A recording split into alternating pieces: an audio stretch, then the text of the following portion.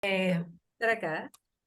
Oye, gracias a ustedes por la invitación. Estoy muy honrada de poder compartir con ustedes esto que es básicamente una experiencia profesional en la que yo colaboré en un proyecto de construcción de un archivo oral. Pero para no empezar ya a alargarme, voy a empezar al tiro con la presentación.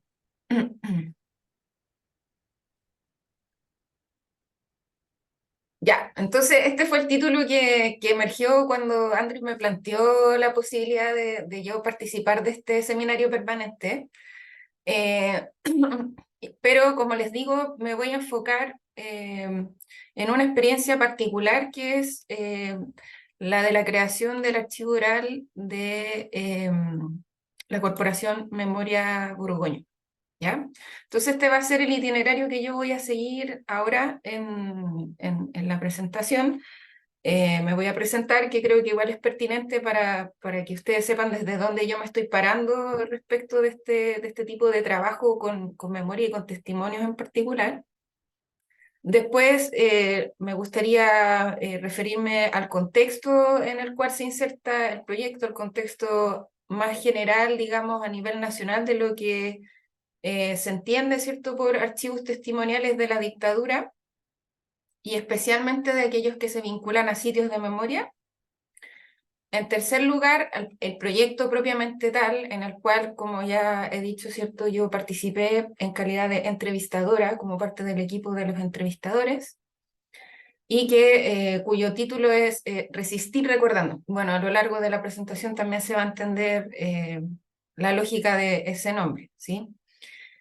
Después me voy a referir ya más en detalle al diseño metodológico, porque claramente esta es la instancia, ¿cierto?, para que podamos, en el fondo, dedicarnos a conversar más en detalle de ese aspecto, y que me parece, personalmente creo, algo súper necesario de realizar y de que se permita y se fomente reflexiones metodológicas, tanto profesionales como académicas. Así que estoy muy contenta de eso, de poder hacer eso precisamente en este espacio y de poder presentárselo. Y después de eso viene un punto que tiene que ver más con esta parte como de reflexiones y cuestionamientos que se me generaron en torno a este proyecto. Debo decir que son reflexiones bastante abiertas, no constituyen como líneas de análisis profundas ni mucho menos, pero creo que son cuestiones o planteamientos, cuestionamientos, dilemas incluso que pueden efectivamente ir apareciendo en instancias de trabajo como estas de violencia política y de testimonio. Y finalmente, por supuesto, perspectivas del trabajo con este archivo y con los archivos testimoniales en general, ¿ya? Importante también decirles que esta presentación está basada principalmente en un capítulo de un libro que escribimos en conjunto con otras dos antropólogas, con Nicole Fuenzalía, que es arqueóloga, con Violeta Sandoval, antropóloga, y yo, las tres participantes del proyecto, en este caso yo en calidad de entrevistadora y Nicole y Violeta en calidad de coordinadoras del proyecto. ¿Ya? Y este capítulo describe básicamente lo que yo les voy a presentar aquí, o sea, el proyecto, el proceso de implementación y algunas reflexiones también que no alcanzo, ¿cierto?, por razones de tiempo y por el marco en el que estamos hablando hoy en día en este seminario, ¿cierto?, que aparece en ese capítulo. Entonces, esto es como un spoiler del capítulo, pero no está todo aquí, para que lo busquen y lo lean. ¿Sí? Es un libro que va a salir publicado prontamente por la Universidad de Valparaíso y que surge, ¿cierto?, como tantas otras iniciativas este año en el marco de la conmemoración de los 50 años. Ya. Entonces, me presento. eh, Tal como dijo Andrew, soy antropóloga social, yo estudié en la Universidad de Chile. Eh, Tuve la oportunidad de hacer un magíster en el extranjero gracias a la beca Chile. Y hace varios años ya trabajo en la Escuela de Antropología, soy docente de la Escuela de Antropología y también, como ya mencionó Andrew, me desempeño ahora como subdirectora de pregrado. En relación al proyecto que les voy a presentar, que es este archivo testimonial Resistir Recordando, como ya les he dicho, ¿cierto? Yo lo integré como entrevistadora, ¿sí? Ahora, ¿cómo yo llego a participar de un proyecto como este? Bueno, en primer término, producto de una experiencia previa con otro sitio de memoria que es Londres 38, y en donde también trabajé de manera profesional como parte del equipo que estaba realizando un diagnóstico para la restauración del inmueble, ¿ya? Esto lo voy a mencionar más adelante, pero los sitios de memoria, la forma que tienen de legitimarse y de tener una protección relativa, en realidad, pero protección al fin y al cabo de parte del Estado, es a partir de la ley de patrimonio, ¿sí? O sea, de la declaración de los inmuebles como patrimonio. O sea, depende de monumentos nacionales al final. Y todo el proceso de declaratoria que se haga al respecto. Entonces, la restauración de Londres 38, que ya tiene su declaratoria como edificio patrimonial, ¿cierto? Y protegido, era algo bastante complejo de realizar y que implicaba una especie como de línea base, ¿sí? Así como muy similar a las lógicas como del impacto. Entonces, había varias líneas o dimensiones que levantar en ese estudio. Yo participé en la parte de levantamiento antropológico, así le llamaron, pero que en realidad era un complemento a la lógica más histórica que se está necesitando para ese proyecto. Y a mí me tocó levantar testimonios, pero no de personas que hubiesen estado detenidas en el lugar, sino de personas que se hubiesen vinculado a Londres 38, al inmueble, antes y después del periodo represivo. Así que fue medio de detective en mi trabajo también, porque tuve que recabar información y contactos a partir de muchas estrategias que no me esperaba yo implementar, pero fue un proceso bien interesante y bueno, y fue lo que me vinculó también a personas que después me invitan a participar de este proyecto de Borgoña, ¿sí? Esas han sido mis dos experiencias importantes, digamos, en relación a sitios de memoria y, como les digo, experiencias a nivel profesional. Eh, Otra cuestión que a mí me parece importante de contarles a ustedes respecto de cuestiones que yo creo que han contribuido a mi experiencia y han contribuido también a acercarme a la lógica de la historia oral, es también trabajo profesional realizado en el marco de un programa que se llama Quiero mi barrio, me imagino que varios de ustedes lo podrán conocer, y que implicaba dentro de sus actividades generar documentos, generar registros de la historia de los barrios, de las historias locales. Y yo tuve la oportunidad de participar en estos procesos y de dirigirlos en dos poblaciones de San Joaquín, una, la Germán Riesgo, que está aquí muy cerca del campus San Joaquín, está muy cerca del metro agrícola, aledaño, y la población La Legua, que bueno, tiene una historia, ¿cierto?, importante, combativa, y durante la dictadura también, ¿cierto?, una historia de bastante violencia, dolor y también de resistencia, ¿sí? Así que diría que esto es como algo que me gusta contar para que se entienda también más o menos desde dónde yo parto y cómo llego también a trabajar en algo así, ¿no? O sea, ¿qué quiero decir con esto también? Yo no llego desde una militancia, no llego tampoco desde una vinculación familiar, que en muchos casos en este tipo de trabajo y de proyectos es precisamente un punto de partida también, ¿no? Es algo que caracteriza también a las personas que participan de este tipo de proyectos, porque son activistas, porque son miembros, ¿cierto?, integrantes de organizaciones políticas ya de larga data, ¿cierto?, que incluso desde la dictadura misma se han esforzado, ¿cierto?, por dejar registros y testimonios de lucha, de resistencia y también de violencia. Entonces, pasando al segundo punto, hay que entender que este proyecto, Resistir Recordando, que impulsa la Corporación Memoria Borgoño, una de varias organizaciones que eh, trabajan, ¿cierto?, en torno a la defensa del cuartel Borgoño, que me voy a referir un poco más adelante en la presentación, forma parte de un contexto mayor y que se relaciona, ¿cierto?, con la existencia y con la creación de archivos testimoniales de la dictadura. Ahora, durante la dictadura, la creación de estos archivos tenía directa relación con acciones, ¿cierto?, a nivel judicial, de protección, y que buscaban también rebatir, ¿cierto?, esta verdad del gobierno, la verdad oficial, ¿cierto?, de que no existía, ¿cierto?, tal represión, o que no existían tales centros de tortura, o que no existía eh, exterminio en el fondo. También como una forma en sí misma, como una práctica, ¿cierto?, de resistencia, como una práctica política relevante en el periodo, ¿cierto?, para denunciar y para también relevar efectivamente la resistencia, ¿cierto?, como un elemento constitutivo de las luchas políticas de ese periodo.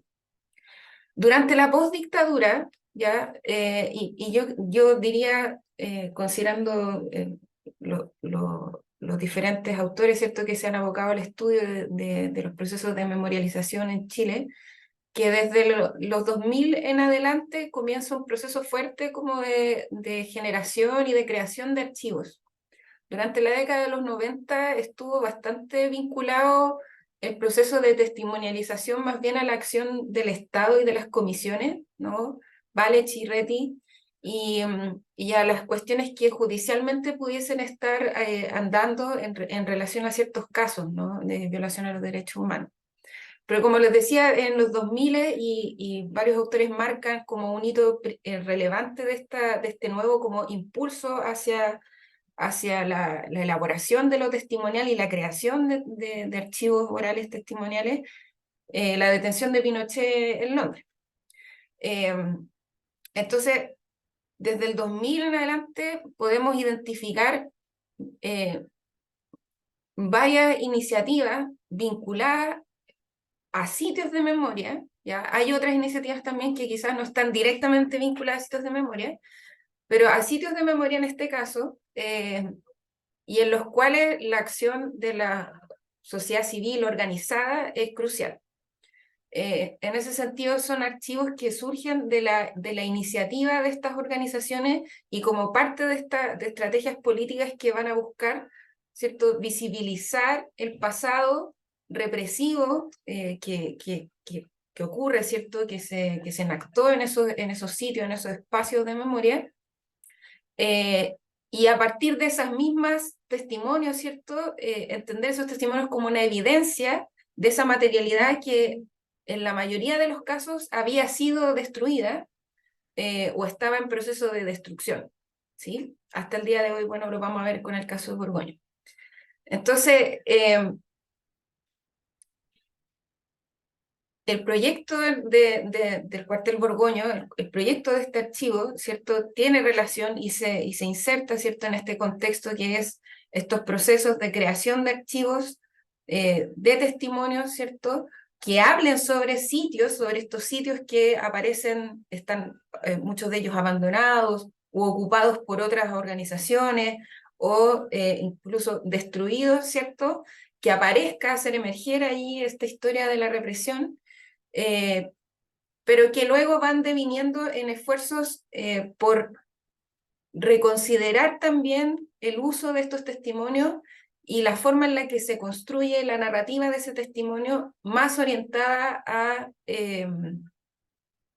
lograr hablar del contexto, ¿no?, del contexto social, político de la dictadura y también de las prácticas políticas de los diversos actores, ¿cierto?, que están vinculados a estos archivos. Entonces, en un primer momento existen archivos, ¿cierto?, vinculados a estos procesos de rescate, de puesta en valor, de patrimonialización de los sitios de memoria, que tienen que ver con generar evidencia sobre los sitios, ¿no? Evidencia que ayude a promover estos procesos también de patrimonialización ante el Estado, generar esta evidencia, pero por otro lado, también implican desde la lógica de los colectivos, desde la lógica de las organizaciones sociales de defensa de los derechos humanos que actúan, ¿cierto?, para lograr recuperar estos espacios, incorporar, ¿cierto?, una perspectiva más histórica, más biográfica, que hable evidentemente a partir de una experiencia individual, pero de un contexto social y político más amplio, ¿no? Hablar de la historia de ese periodo desde la perspectiva de las propias personas que, como sabemos, usualmente no son las que aparecen representadas en las narrativas más hegemónicas u oficiales, ¿sí? Ahora un poco de datos, ¿cierto? Bueno, como ya les mencionaba, la forma en la que las organizaciones de derechos humanos y que se vinculan, ¿cierto?, a la defensa y el rescate de estos espacios eh, que son los sitios de memoria, ¿cierto?, tienen una eh, herramienta fundamental y prácticamente la única para poder generar, ¿cierto?, una protección desde el Estado hacia estos inmuebles, que es la Ley de Monumentos Nacionales. Ahora, esa ley también tiene una serie de elementos que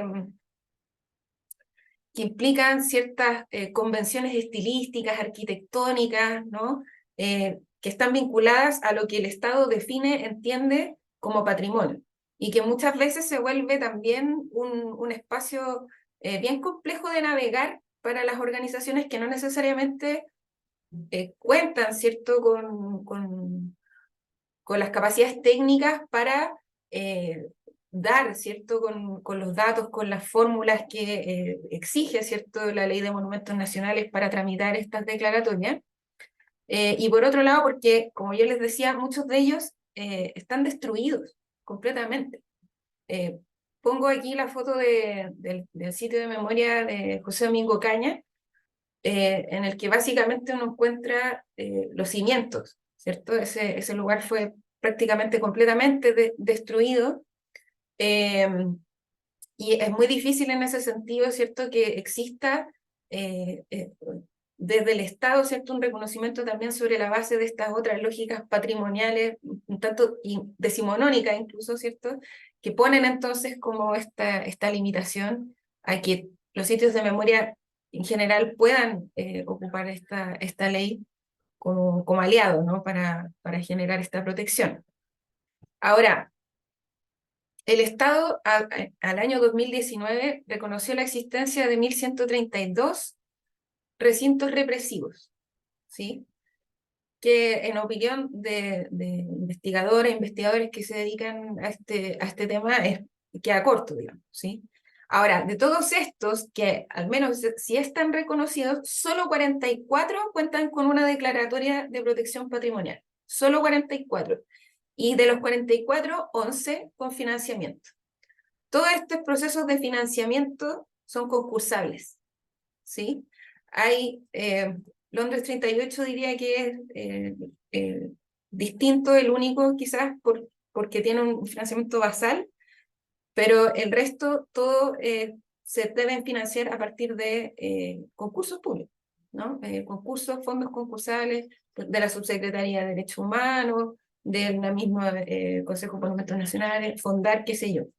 Lo que también resulta ser un mecanismo bastante complejo para las organizaciones y que plantea también una lógica de competencia entre ¿cierto?, estas organizaciones que están trabajando localmente, territorialmente, por parar estos sitios, ¿cierto?, por trabajar en estos sitios, y que se ven, ¿cierto?, obligados también a competir, lamentablemente.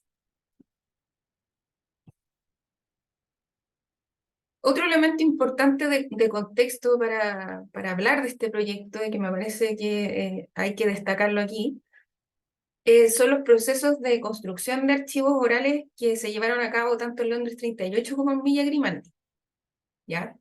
Londres 38 y Villa Grimaldi ambos fueron centros de detención y tortura vinculadas a la DINA.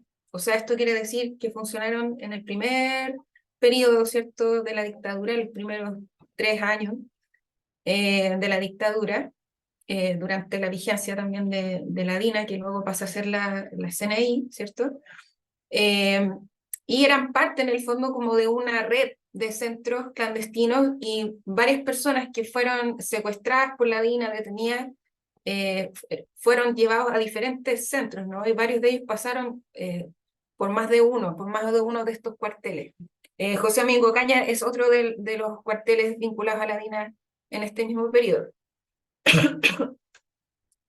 Ahora, como yo les mencionaba, perdón, hacia los 2000, ya posterior, ¿cierto?, a este hito que fue la detención de Pinochet en Londres, eh, las organizaciones que estaban efectivamente vinculadas hacía varios años, muchos de ellos desde la dictadura misma, ¿cierto?, a estos sitios, a estos espacios que habían sido usados como espacios de represión por parte de estos aparatos del Estado, eh, retoman en el fondo una acción que tenía que ver con el registro activo de testimonios de personas que hubiesen estado detenidas en estos lugares, ¿sí? Entonces, en un primer momento, y como ya les contaba, ¿cierto?, este esfuerzo por defender estos espacios vio en la elaboración, en la creación de testimonios y de archivos orales, una estrategia importantísima para poder construir también, ¿cierto?, y dotar en el fondo de evidencia estas solicitudes que estaban haciendo estas organizaciones ciudadanas a la institucionalidad, al Estado, ¿cierto?, para la protección de estos inmuebles. Entonces, en esta primera parte, ambos, tanto Londres 38 como Villa Grimaldi, levantan testimonios con sobrevivientes, ¿ya? Y buscan en esos testimonios que exista también una descripción, en el fondo, del uso de estos espacios como espacios de detención y tortura, ¿sí? Entonces son testimonios crudísimos, muy duros, que se relacionan también en muchos casos a los testimonios que los sobrevivientes dan a las comisiones respectivas, ¿cierto? Que por ejemplo a la comisión Valech en particular, sobre su experiencia de prisión política y tortura, pero dan paso luego, ya, o sea, parte, ¿cierto?, este impulso inicial como en esta lógica de necesitamos testimonios que digan que este lugar era esto, ¿no? Que digan y que evidencien que este lugar era un lugar de detención, de tortura, era un cuartel de la DINA, era un lugar de exterminio, ¿sí? Pero este ímpetu, ¿cierto?, de testimonial, de levantamiento de los testimonios, da paso rápidamente o se articula más bien, no es que pase de lo uno a lo otro, sino que está articulado con una idea que tiene que ver con hablar y relevar una historia poco contada, ¿no?, que es la historia de las bases, la historia desde las militancias de base, la historia desde las personas anónimas, si se quiere, que participaron tanto en el periodo previo, ¿cierto?, a la dictadura, durante la Unidad Popular, ya sea militando, ¿cierto?, o a partir de otro tipo de trabajos políticos, y que después, ¿cierto?, producto de eso, son detenidos y torturados, y que posteriormente, siendo sobrevivientes, ¿cierto?, muchos de ellos participan activamente del trabajo de resistencia también y de lucha por la democracia, por el fin de la dictadura, en lo que siguió, ¿cierto?, en el tiempo luego de sus detenciones. Entonces, en ambos casos, tanto en Villa Grimaldi como en Londres 38, existen estos testimonios que hablan fuerte, o sea, fuerte y claro, digamos, de la represión en estos espacios, de la violencia, y están otros testimonios que incluyeron a actores diversos, no solamente sobrevivientes de esos espacios, sino otros militantes, como yo les decía, luchadores sociales, dirigentes sociales, por supuesto, integrantes, miembros de agrupaciones fundamentales, ¿cierto? Como la agrupación de familiares de detenidos desaparecidos, etcétera, ¿ya? Personas, trabajadores de la Vicaría de la Solidaridad, qué sé yo. Y en menor medida también incorporan en ambos casos testimonios o entrevistas, quizás más bien entrevistas a investigadoras, investigadores, ¿cierto?, historiadores, historiadores, respecto como del contexto de la dictadura de la época. ¿ya? Entonces, el testimonio en los sitios de memoria no solo se queda, ¿cierto?, en la lógica de hablemos de la represión que allí ocurrió, sino que busca abrir este episodio horroroso, ¿cierto? Y que recae mucho en la lógica del individuo, el testimonio de uno, ¿cierto?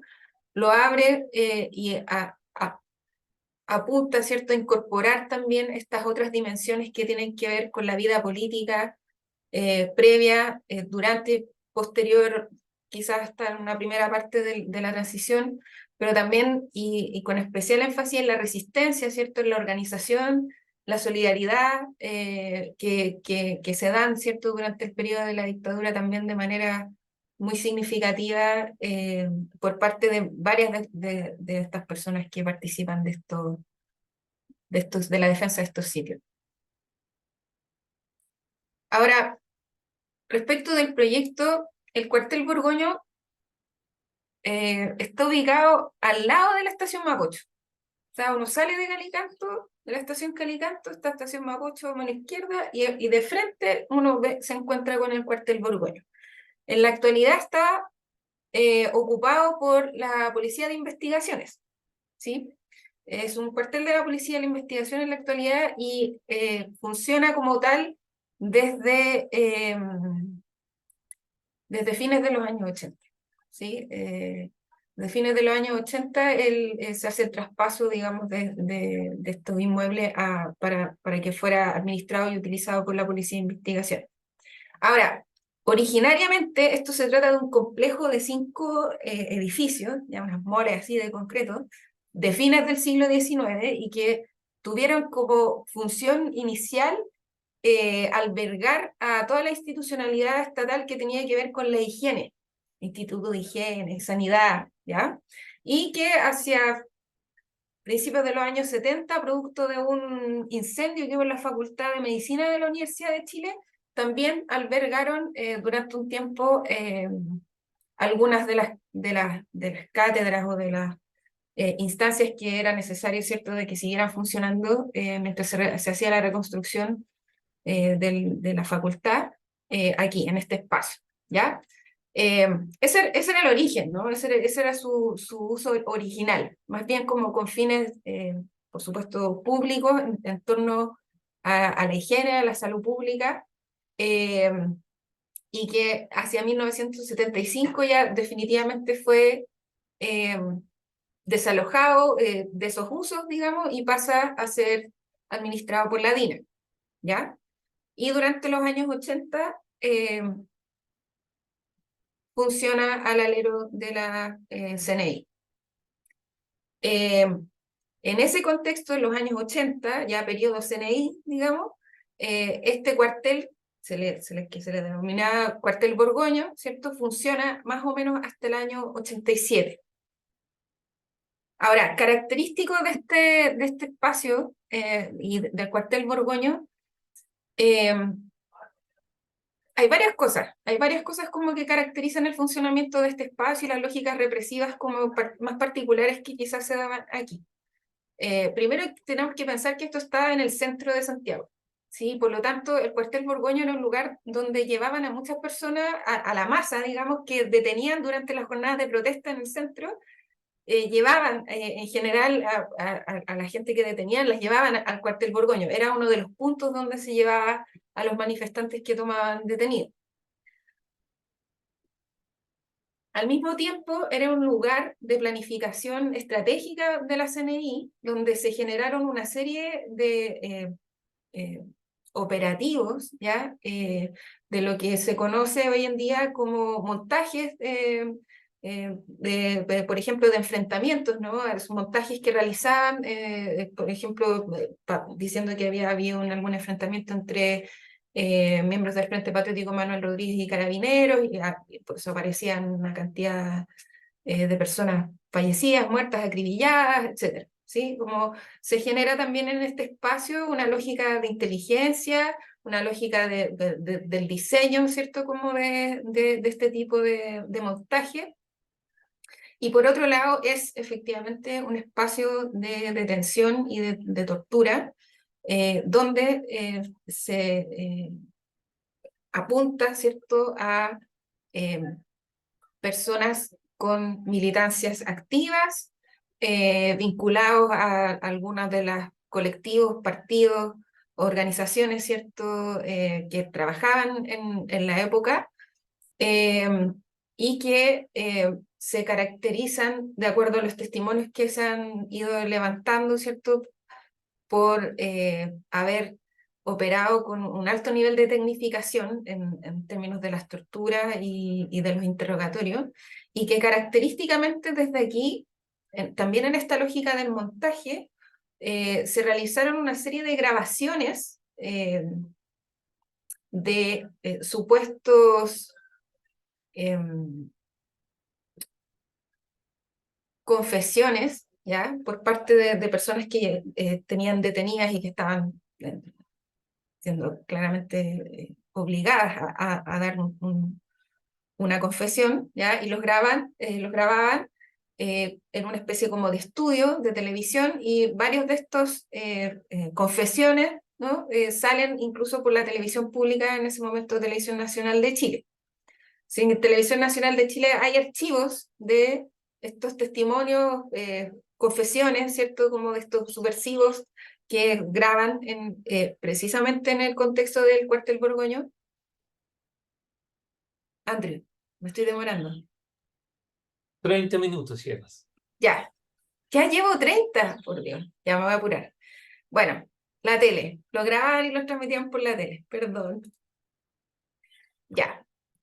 Ahora, este lugar, que es el cuartel Borgoño, hay un hito súper importante que ocurre durante los años 80, el año 83 en específico, que es una manifestación que realiza el Movimiento contra la Tortura de Sebastián Acevedo, y que aparece, ¿cierto?, con este cartel y estas fotos bastante conocidas. Aquí se tortura, ¿no? Denuncian abiertamente, hacen esta acción. Aún así, el espacio siguió funcionando por 3 o 4 años más, con tal funciones. Y posteriormente, cuando pasa la PDI en el 88, ocurren una serie de situaciones en las cuales se ve la voluntad del Estado de, en el fondo, borrar este pasado, ¿cierto?, este registro que tiene que ver con este uso represivo.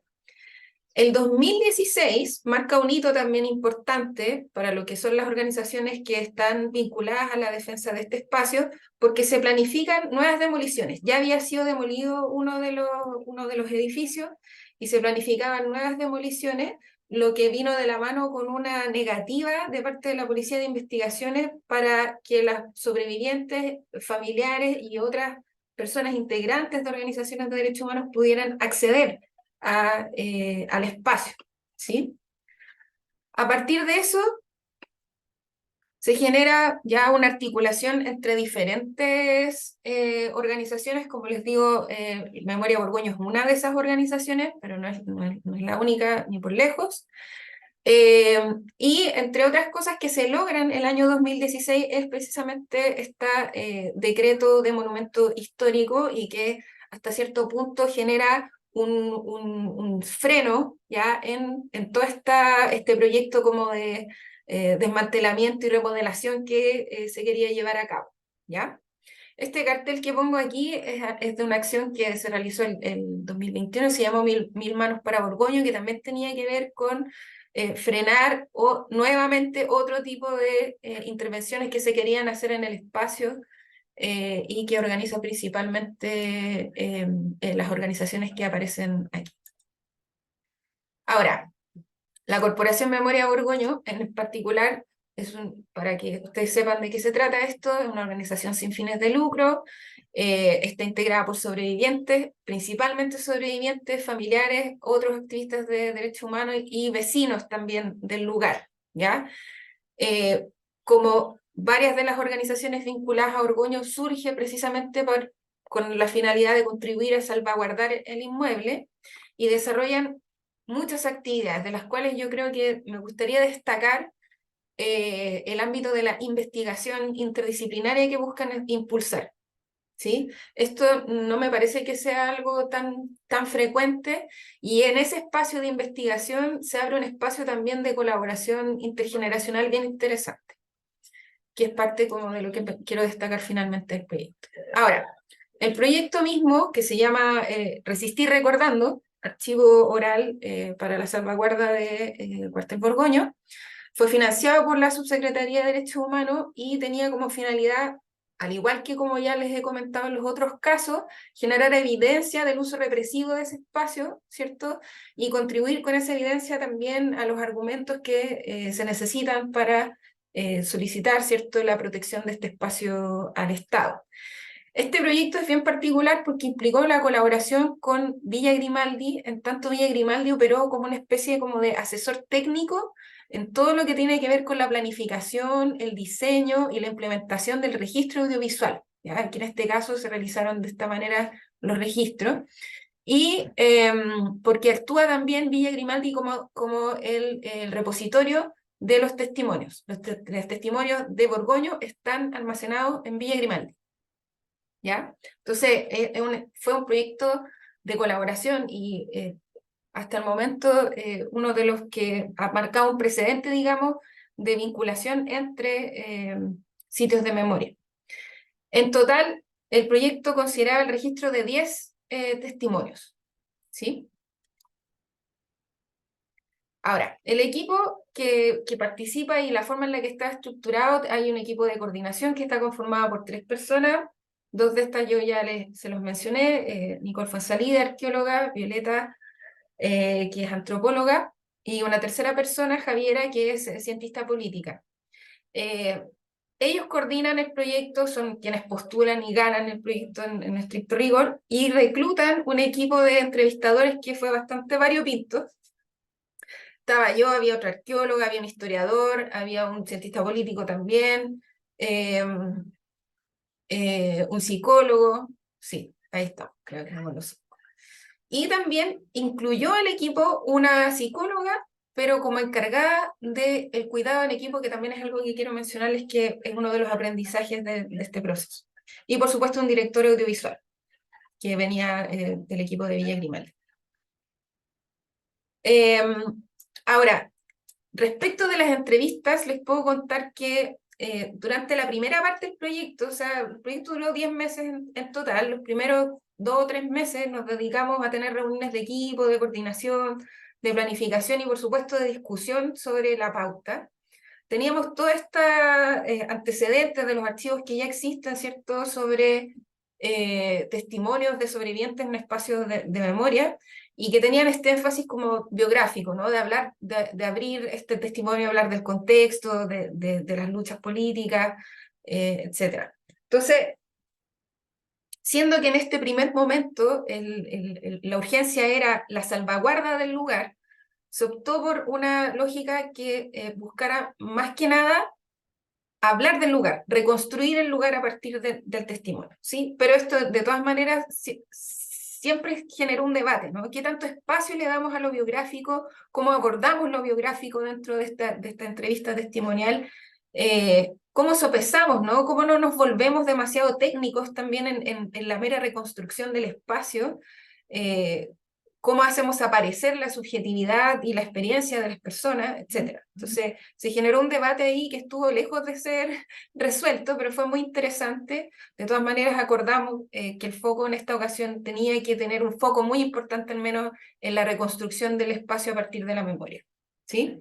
Implicó 2 entrevistas en cada caso. De los 10 casos, en el fondo hay 20 entrevistas. Son 2 por cada testimoniante, ¿sí? Una preentrevista que se hacía entre la entrevistadora y el entrevistado, ¿cierto? En otro espacio, podía ser un restaurante, podía ser una plaza, un café, podía ser la casa misma de la persona, se registraba de todas maneras, pero solo en audio.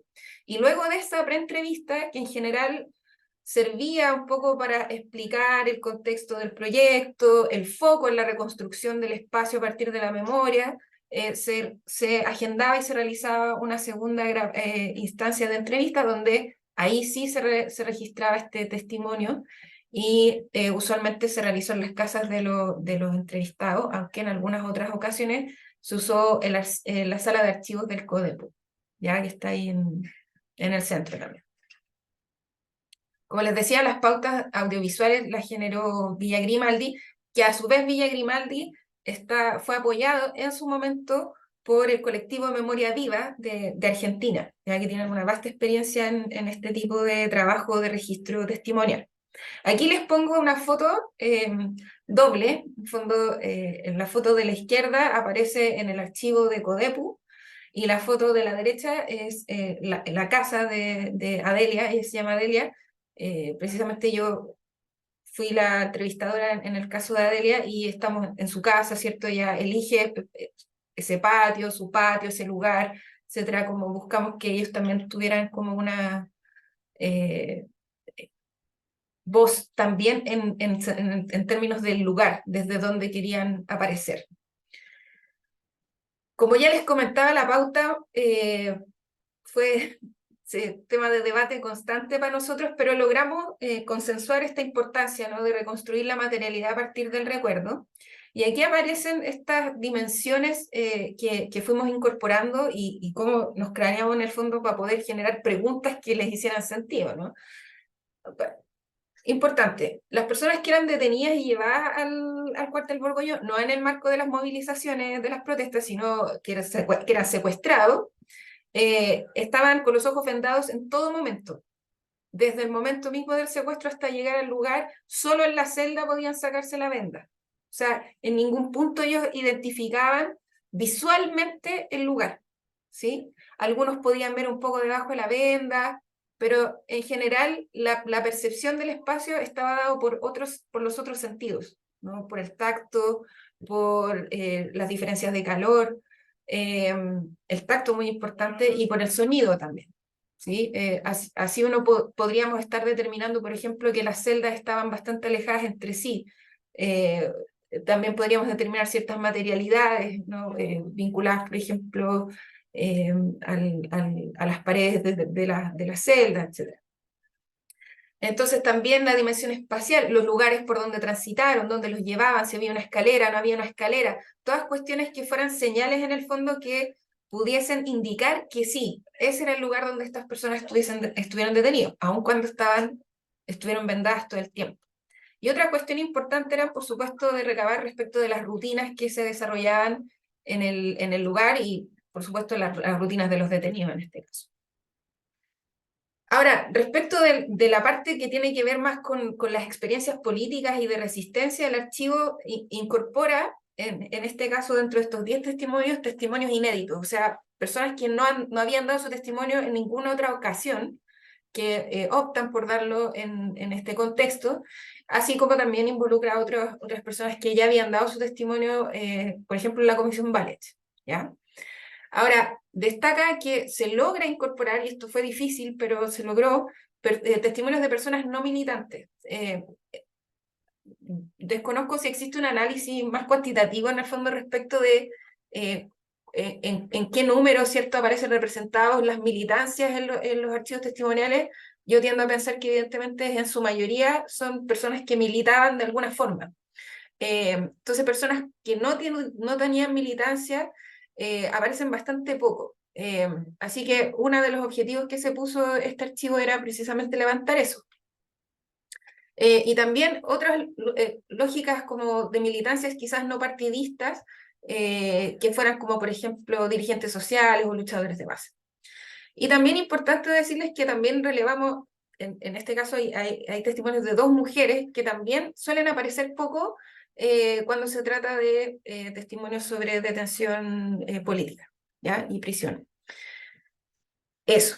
Entonces, toda esta parte que tenía que ver con reconstruir el espacio, ¿cierto?, generar evidencia, decir, sí, aquí fue, aquí ocurrió, yo estuve aquí, ¿sí?, este espacio, sí, aquí me torturaron, aquí me encarcelaron, tenía esta también misión de recabar, ¿cierto?, toda esta experiencia histórica en torno a la militancia, pero también a otro tipo de experiencias de resistencia a la dictadura, ¿ya? Otra cuestión relevante de este proyecto es que partieron sobre la base, las chiquillas coordinadoras y creadoras del proyecto, de entender al equipo de entrevistadores como testigos del testigo, ¿ya? Y en ese sentido asumen también una perspectiva en la cual se reconoce la afectación de la persona que recaba la información y que en el fondo escucha, ¿no? Hace las veces de la escucha de este testimonio, que es altamente complejo, ¿no? Y que evidentemente emergen episodios vinculados a tortura y a otro tipo de prácticas represivas bastante terribles, ¿no? Horrorosas, horrorosas. Entonces, parten sobre la base de esto, ¿no? De que, bueno, sí, es inevitable, hay una afectación. Y la estrategia para abordar esta afectación entonces fue la implementación de unas instancias de cuidado de equipo que básicamente se resumieron en 3 pequeños talleres, breves talleres, con el equipo de entrevistadores que dirigía una psicóloga con un enfoque psicodramático, ¿sí? Y ahora es interesante porque nosotros, todo el equipo de entrevistadores, estábamos súper reticentes a participar de esto, ¿verdad? Todos decíamos como yo no quiero andar abrazando gente, no quiero llorar delante de nadie, como yo lloro sola en mi casa, ¿cachai? Como, en el fondo, negándose totalmente como a la posibilidad de generar un espacio de vaciamiento, de contención, de reflexión también, porque al final se convirtió bastante en eso, ¿no? La psicóloga creo que leyó muy bien estas subjetividades medias como racionales, concretas y poco emocionales que teníamos en el equipo, al parecer. Y los talleres funcionaron bastante desde una lógica de reflexión metodológica. Es decir, qué cosas nos dábamos cuenta nosotros que habíamos hecho quizás no tan bien, qué cosas nos dábamos cuenta nosotros que nos gustaría quizás hacer mejor en otra ocasión, ¿cierto? Y por supuesto, inevitablemente también la afectación y qué ocurre antes, durante y después de una entrevista de estas características, ¿ya? Bajo mi perspectiva y en mi experiencia, esta lógica de incorporar cuidados de equipo en el trabajo con violencia política, y yo diré en cualquier trabajo que implique alta complejidad en términos de violencia estructural incluso, es altamente deseable, ¿sí? No solo como un espacio de contención emocional, sino también como un espacio reflexivo y de mucho aprendizaje metodológico, mucho aprendizaje metodológico. Ahora, cuestionamientos e imponderables de la aplicación. Bueno, en primer lugar les debo decir que yo me pregunté mucho cómo seré yo la que tengo que hacer esto, considerando la importancia que tenía el espacio Borgoño, no contaba con testimonios sistematizados, y yo no militaba, yo no participaba, no había ido a ninguna manifestación, digamos, entonces me lo pregunté realmente desde dónde yo puedo hacer esto, ¿no? Lo interesante fue que la mayoría de los que participamos del equipo de los de entrevistadores no teníamos militancia ni tampoco teníamos familia afectada digamos, a tal nivel, ¿no? A todas nuestras familias los afectados, la dictadura sin duda, pero no como víctimas o no como ni detenidos desaparecidos. Y también porque resultó ser que el equipo de investigadores éramos todos como treintañeros y nuestros entrevistados todos sobre 60 años. Entonces, esa distancia también generacional, que en primer momento a mí personalmente también me parecía compleja, finalmente terminó siendo un espacio bien interesante de encuentro, de aprendizaje mutuo, digamos, porque el testimonio a la larga, sobre todo las personas que dan su testimonio, tiene como objetivo el hablar de una experiencia a quienes no compartieron ese momento histórico conmigo, ¿no? Hablarle a las otras generaciones, a las nuevas. Ya nosotros no éramos tan nuevos, ciertamente, pero éramos más jóvenes. Nosotros no vivimos ese periodo de la dictadura siendo jóvenes, ¿no? Ellos sí. Entonces, muchos nos hablaban desde sus 30 años, de los 30 años que tenían en ese momento a los 30 años que tenemos nosotros ahora, y eso fue, bueno, muy emocionante y muy interesante para todo el equipo. Hubo una dificultad, sin duda, para aunar estilos en la aplicación de la pauta, sin duda. Unos más freestyle, otros más estructurados, y así. Unas entrevistas que duraron 1 hora clavada, otras entrevistas que duraron 2 horas y media. Entonces, yo creo que ahí probablemente podría ajustarse en ocasiones futuras, quizás algo un poco más estandarizado respecto de cómo aplicar. Ahora, no sé si tampoco necesariamente será deseable, es discutible, lo planteo. Después, la importancia de las locaciones en las entrevistas es fundamental. Yo creo que este lineamiento es que daba la Villa Grimaldi, sin eso hubiésemos estado muy perdidos. Por ejemplo, en términos de la luminosidad, de no reproducir una entrevista como un interrogatorio, ni tampoco reproducir una entrevista como un testimonio judicial. Varias de esas cuestiones también tienen que ver con la locación. ¿Por qué se los menciono? Porque la locación que ocupábamos en Codepu generó una afectación porque era como un espacio, como el pasado, ya era como una locación como que se quedó en el año 82. Y eso generó efectos en los entrevistadores y particularmente en los testimoniantes, eh, que quizás debiéramos haber ponderado mejor, ¿sí? Y por supuesto esta enorme y inconclusa pregunta cómo abordar lo inabordable, ¿qué decir, no? ¿Cómo respondo? ¿Qué tengo que decir después de que alguien me cuenta sobre la tortura que vivió? ¿Qué digo? ¿No? ¿Tengo que decir algo?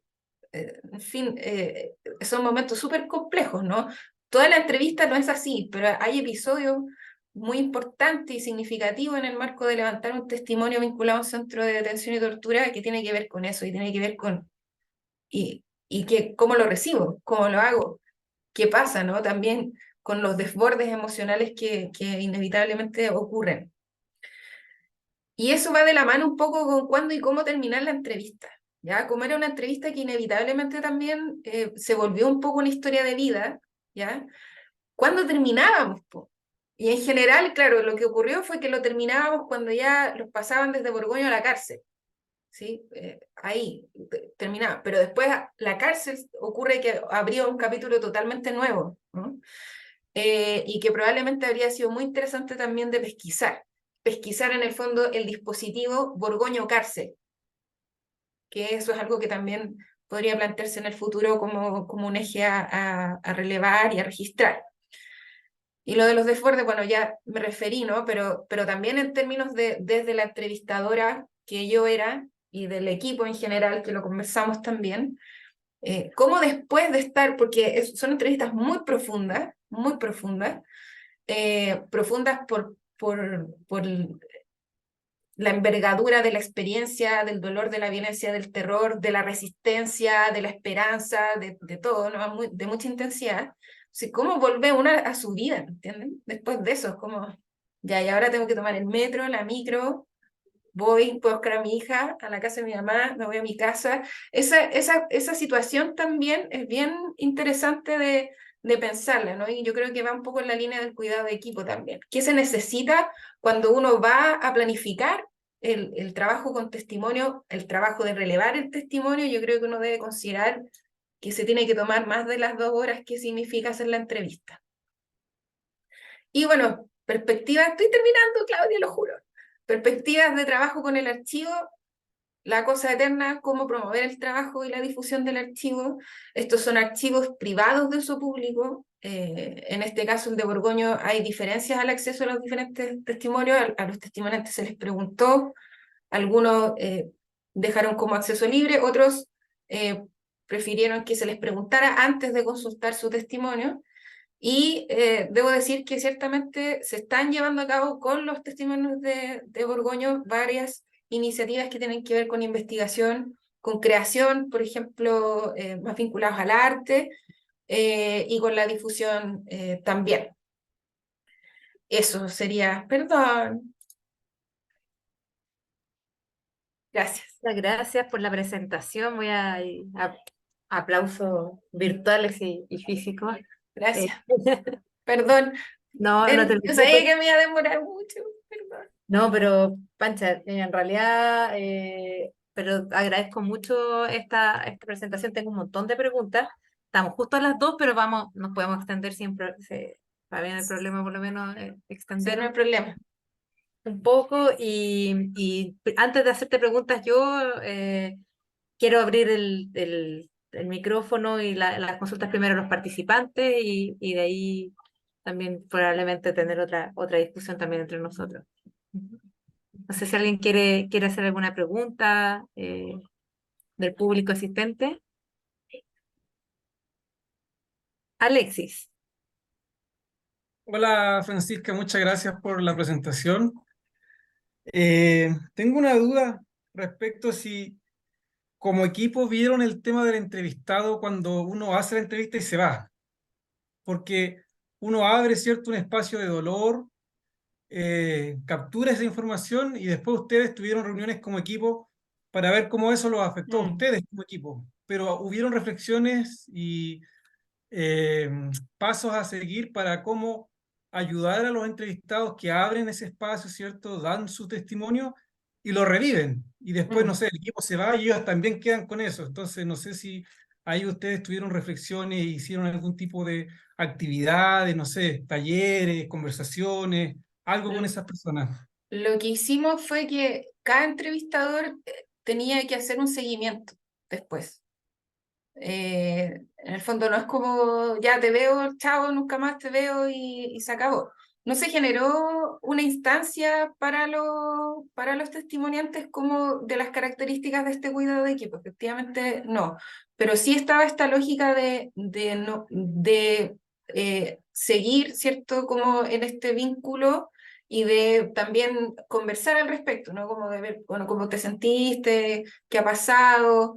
eh, Pensando en que ese contacto lo mantuviéramos hasta el fin del proyecto cuando se termina todo con la presentación del archivo. Y esa fue otra instancia colectiva. Ahora, la corporación Memoria Borgoño, la mayoría de las personas que dieron su testimonio participan de la corporación. Entonces, la corporación está constantemente realizando no solo actividades, sino que como son militantes, entonces tienen reuniones de la corporación una vez a la semana de los socios, una vez al mes, perdón, de los socios, y ahí efectivamente se dio un espacio también, yo participé en esa reunión, se dio un espacio también como para conversar sobre lo que estaba haciendo este proceso de levantamiento de los testimonios. Pero efectivamente, claro, no se hizo como este otro acompañamiento posterior a los testimoniantes. Y una última consulta para no quitarle más tiempo a los demás. Cuando terminaron las entrevistas, ¿cierto? Y se hace la última pregunta y se da la última respuesta, ¿cómo fue el cierre de ese momento que había sido tan tenso? ¿O hubieron preguntas que de alguna manera fueron bajando, digamos, el, el, el tempo de la entrevista? Mm. ¿O O si me sea, pudiera- ahí yo te puedo hablar bien de lo que pasó en mi caso. Pero la última pregunta era como qué lo motivó a usted a dar este testimonio. Esa era la última pregunta. Entonces era una pregunta que en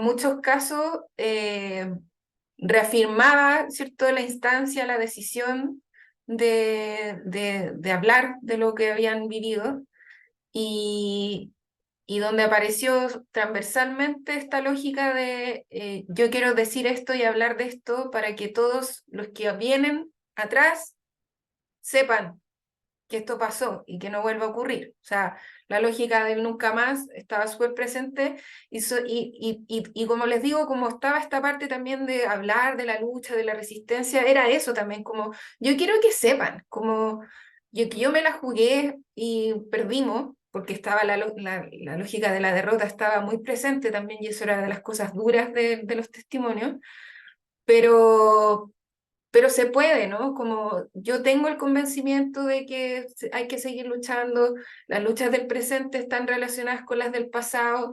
Digamos que también, al menos en los casos, a las dos personas que yo tuve que entrevistar, había una conciencia como histórica también muy implacable, ¿no? Como vamos, porque estas luchas del pasado se acabó la dictadura, pero hay cosas que siguen y las estrategias que yo utilicé podrían servir ahora en el presente incluso. O sea, había una lógica como también no solo de decir pasó el horror, sino también de decir yo he luchado y seguiré luchando y muchas cosas de las que pasaron en esa época, de las prácticas o de las estrategias, ¿cierto?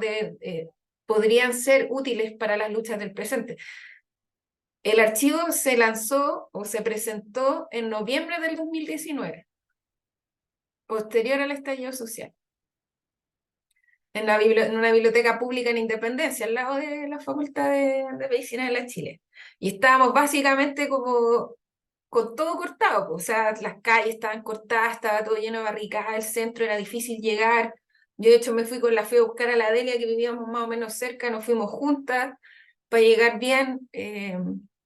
Y claro, ese contexto también en el cual se realizó el proyecto y justo cerró, vinculado al hito del estallido social, hizo que las personas que participaron con sus testimonios también sintieran, ¿cierto?, que había un valor, una potencia en el dar sus testimonios. Así que con esa pregunta como que lograba concluirse, pero era difícil llegar a esa pregunta. Esa es la cuestión. Ah, ya, otras preguntas. Si quieres, Dice, Francisca, mira, la que tiene una pregunta aquí fue Cecilia Loaiza, que nos dice, se pregunta por el tema de género, dice, ¿tuvieron algunas consideraciones o decisiones metodológicas para la entrevista a mujeres eh, respecto a lo de los varones o saber si existieron algunas preguntas, reflexiones distintas para el trabajo investigativo con las mujeres en este contexto? ya, claro, a mí me tocó levantar los testimonios de las dos mujeres que quisieron dar su testimonio. Y la consideración principal era que una mujer levantara el testimonio. Eso yo creo que se pensó así también dado que evidentemente se mencionan situaciones de violencia sexual. Eh, es súper interesante lo que implica levantar el testimonio de las mujeres. En este caso, por ejemplo, tiene que ver con el lugar que ellas ocupan dentro de sus entramados familiares y también de cómo se vinculó la maternidad a su detención y a su posterior encarcelamiento. Ellos pasan después muchos años en la cárcel, después de estar en el cuartel. Ahora, no tuvimos ninguna otra consideración o diseño particular en términos de género más que esta cuidado en el fondo o consideración de que el testimonio de las mujeres fuera levantado por otra mujer. A mí en particular me lo pidió el equipo coordinador, me pidió a mí que yo los levantara, creo que considerando también la formación en antropología. Pero tampoco fue algo mayormente considerado al momento del diseño. Eso. Y arriba alguien dijo otra cosa como de el trabajo de contención del equipo. Sí, Sí. yo sin duda. No sé, pero perdón por cortarte, Pancha, pero resulta que Andrew tiene una reunión ahora. Sí, sí, sí, sí. Vamos a tener que, lamentablemente, dejarlo hasta aquí, pero para ir cerrando así como última idea, yo estoy también súper de acuerdo con Claudia con esta idea que me pareció súper interesante la contención del equipo. Me quedé con un montón de preguntas también y reflexiones. De verdad que quiero agradecerte y perdón por cortar tan Claudia, rápido. ¿Sí? perdón, si quieren alargar un poquito más, puedo dejarlo grabando, pero yo apago aquí o sea, Ah, ya, porque yo sabía lo si dejo podías en mi dejar el computador. computador. Sí. Muchas gracias, Francisco. Tenías que llevártelo y eso es lo que me preocupaba. Ya, entonces, no lo cierro tan abruptamente. Estaba ahí preocupada por la situación. Eh, pero bueno, sí, efectivamente, me llamó mucha atención, Pancha, justamente este tema que apareció también justamente en la última sesión del seminario que tuvimos, donde un investigador que trabajaba con violencia que sufrían inmigrantes en México, en la frontera, ¿ya? Donde también ellos también estaban trabajando también en un contexto similar, trabajando con fundaciones que también incorporaron esta dimensión de una contención al equipo y como bien menciona Claudia, me parece como súper interesante. Y mi pregunta, ahora que nos podemos extender un poquito más para quizás la última pregunta, teniendo en consideración el tiempo, tiene que ver con esta decisión de la localización que la mencionaste. porque pensaba en el fondo cuando la dificultad, obviamente son eventos traumáticos terribles en la vida de las personas, donde las personas posiblemente tienen alguna impresión más fuerte de la materialidad, de los espacios, de lo que sucedía en ese recuerdo. Pero me preguntaba yo si habían en algún minuto pensado otras estrategias de levantar información sobre esa materialidad en la medida que, por ejemplo, haber ido a visitar los lugares podría haber ayudado también a reconstruir historias de Claro, claro. Lo que esos pasa es que lugares. en ese momento estaba prohibido el acceso. Ajá, ya. Estaba prohibido. Entonces, claro, anteriormente se había hecho algún levantamiento con visitas al lugar, ¿no? Como los mismos integrantes de Memoria Borgoño de los que habían estado detenidos ahí, cuando se podía acceder, habían hecho este ejercicio. Ahora, el punto es que uno de los edificios que se destruyó era el que se piensa que funcionaba precisamente como el centro de detención. Entonces, no son exactamente iguales, ¿sí? Son bien similares. Entonces, no, es como imposible realmente hasta la fecha determinar con exactitud cuál de esos edificios era el edificio en el cual estuvieron detenidos, ¿ya? Entonces sí, efectivamente esa lógica de estar en el lugar y sí, se hizo en su momento. Y ahora otra cosa que estuvo haciendo el equipo de investigación de la corporación es una reconstrucción virtual con los planos, una reconstrucción virtual que también en el fondo contribuyera como a hacer aparecer, ¿no? A hacer emerger esto que está destruido, que ya no existe, digamos. Así que sí, son como estrategias múltiples también para poder reconstruir ese espacio, pero siempre dentro como del espacio de lo imaginario nomás, que no, como te digo, estaban siempre vendados. Desde el momento de que los toman, los secuestran, porque eso era bien característico también del funcionamiento de ese lugar, los tenían en la calle así, o los iban a sacar a las casas, y de operativo y no sé qué. La Delia mide 1,45 m, y fueron 20 gente a sacarla de su casa, por decirte, ¿cachai? Y siempre vendada, entonces era era complejo también la pregunta, ¿cachai? Como de, pero si estuve, y nosotros sabíamos que estaban vendados, entonces también, ¿cómo preguntas eso, no? Como, por eso era importante la preentrevista, en el fondo explicar la lógica del asunto, ¿no? Como que se entendiera que iban a ocurrir estas preguntas, que si no tenían nada que decir o no, no estaba bien, pero en general hacían un esfuerzo enorme también de memorialización, enorme, enorme, enorme. Sí, también me pareció interesante lo de la preentrevista. Mira, con Claudia, que ojalá sea una pregunta cortita, Claudia, porque ahora sí que estamos pasadísimos del tiempo. Perdón, Sí. no prendo la cámara porque estoy cocinando, pero quería preguntar el tema de la colaboración de Villa Grimaldi.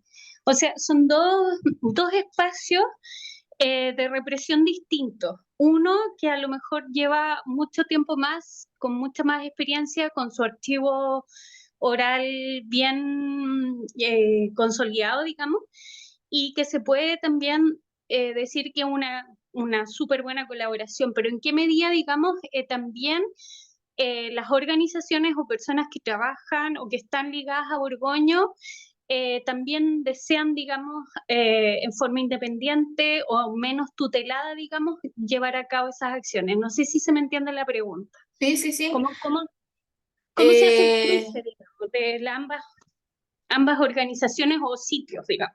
sí, a ver,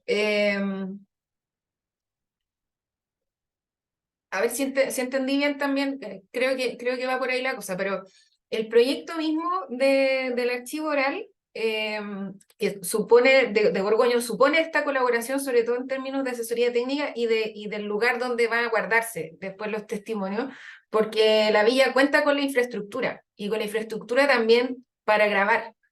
Ellos a su vez también fueron asesorados en su momento por este colectivo Memoria Viva de Argentina, y así, entonces yo creo que es una lógica también como de aprendizajes, ¿no? Como, o de transmisión de buenas prácticas, de transmisión también de competencias técnicas hacia organizaciones que tienen menos infraestructura, menos financiamiento, menos equipo. Y en ese sentido yo creo que es una lógica bien solidaria, ¿no? Como de enseñar, instalar capacidades. Y en ese mismo sentido creo que ya se instalaron capacidades, ¿no? Y se instalaron lógicas también dentro de Memoria Borgoño, que podrían eventualmente contribuir a que ese archivo siguiera creciendo. De hecho, los archivos siguen creciendo, ¿no? Como que el archivo no se ha acabado. Borgoño no ha levantado nuevos testimonios de Borgoño, pero el archivo de la Villa Grimaldi, por ejemplo, sigue creciendo.